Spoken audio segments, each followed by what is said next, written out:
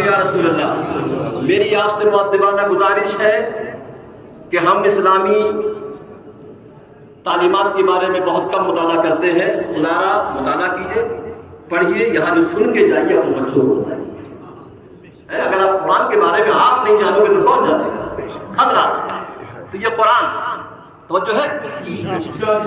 قرآن تو علم و حکمت کا خزانہ ہے. کم سے کم خدا خدا کی اس کی تو ایک ایک لفظ پر جو ہے سالوں گزر جائیں گے، لیکن اس کی مطلب یہ کہ تعلیم لیکن ہم مختصر انداز میں.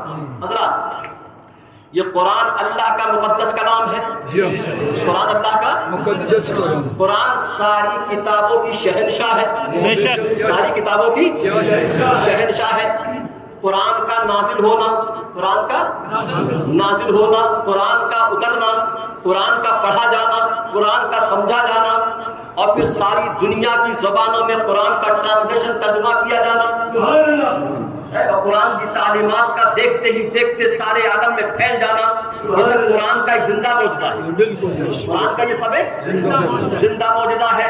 اور قرآن کا سب سے بڑا کمال یہ ہے، اور سنیے گا، قرآن کا سب سے بڑا کمال یہ ہے، قرآن کی سب سے بڑی خوبی یہ ہے کہ قرآن پڑھنے والا جب قرآن پڑھتا ہے تو وہ زمین کی پستی سے اٹھتا ہے، آسمان کی بلندی تک پہنچا.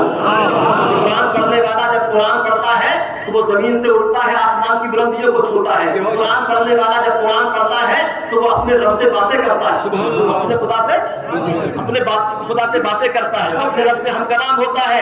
ارے میں نہیں کہتا، میرے آقا جن پر قرآن نازل ہوا، جو بولتا ہوا قرآن ہے، صاحب قرآن ہے، وہ خود ارشاد فرماتے ہیں کہ اذا احدث ربکم فلیقرأ القرآن، جب تمہارا خدا سے باتیں کرنے کو جی چاہے تو قرآن پڑھو.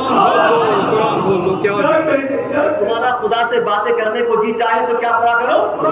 قرآن پڑھا کرو. خدا سے کون کون چاہتا ہے خدا سے باتیں کرنا؟ سب چاہتے ہیں. تو اس لیے کہتا ہوں کہ قرآن سے باتیں کرنا، جو خدا سے باتیں کرنا چاہتا ہے وہ کیا کرے؟ ارے کچھ نہیں تو کم سے کم 10 آیتیں پڑھے، کچھ یاد نہیں تو سورہ فاتحہ پڑھے. تو جو قرآن پڑھے وہ کیا کرتا ہے؟ خدا سے باتیں کرتا ہے. کون فرما رہا ہے؟ میرے آقا فرما رہے ہیں کہ جب تمہارا خدا سے باتیں کرنے کو جی چاہے تو کیا کیا کرو؟ قرآن پڑھا کرو. قرآن پڑھا کرو. اور اگر رات میں آپ نے قرآن کی 50 آیتیں پڑھی، کتنی؟ 50 کتنی؟ زیادہ نہیں ہے.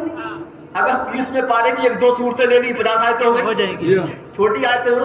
میرے آقا صلی اللہ علیہ وسلم نے ارشاد فرمایا کہ جو رات میں قرآن کی 50 آیتوں کی تلاوت کرے گا وہ اس کا حشر قیامت کے دن حافظ قرآن کی طرح ہوگا.